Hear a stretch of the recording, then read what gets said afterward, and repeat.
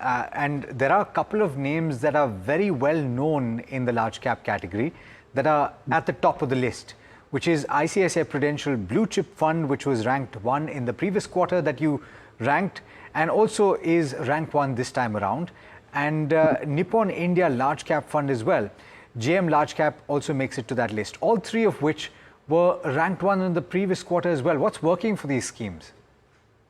Right. So when we look at ICICI Prudential Bluechip, so this is a fund which has consistently been ranked 1.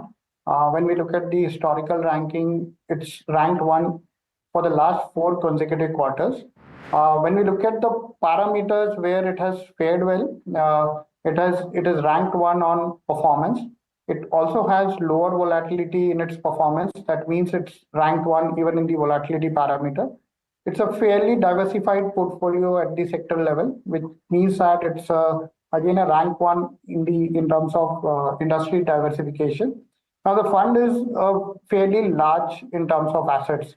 It's a 50,000 crore portfolio, which means that its liquidity of the underlying portfolio is weaker, or it ranks lower in the liquidity parameter. When we look at its performance, it's outperformed the benchmark as well as the category across time frames.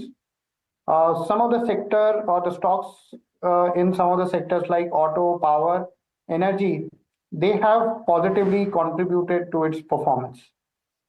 When we look at Nippon Large Cap, this is a fund again which is ranked 1 continuously in the last 4 quarters.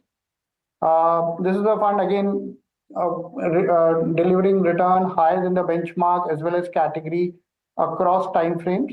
When we look at parameters, it ranks 1 on performance, which is a major driver for its higher rank in the category.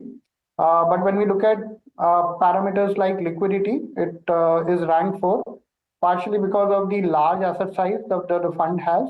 It also ranks 5 on the volatility. Now, when you look at its allocation across capitalization, the fund has relatively higher allocation to small and mid cap compared to the category, while it maintains a 80% allocation to large cap, which is the category definition. Some of its exposure in mid caps and small caps have contributed positively to its performance. Apart from that, sectors like construction, capital goods, and power are some of the positive sectors from its performance perspective. All right. I do want to focus on the bottom 3 funds as well, because it's important to talk about underperformance equally when you speak about outperformance, right? And just like the top 3 have remained constant for some time, the bottom 3 have also remained constant. Axis Bluechip, LIC MF Large Cap Fund, and Mirae Asset Large Cap Fund in the bottom percentile of large cap actively managed funds. Why is that, Piyush? Right. So when we look at Mirae, this is a fund which has been ranked 5 in the last 3 consecutive quarters. And even before that, the fund was ranked 4. So to that extent, the fund performance has been weaker across time frames. It ranks 5 lowest in the category as far as the return is concerned.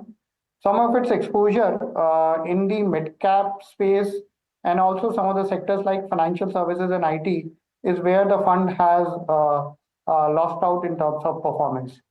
When we look at LIC Large Cap Fund, this is a fund again which has remained in the bottom bottom 10 percentile for the last 4 consecutive quarters. The fund ranks lower on the return parameter. And also in the portfolio-based parameters, it is either 3 or 4 or 5. When you look at the performance, while fund has a large cap bias, some of its exposure in the small and mid cap space and sectors like IT, pharma, and chemicals is where the fund has lost out in terms of performance.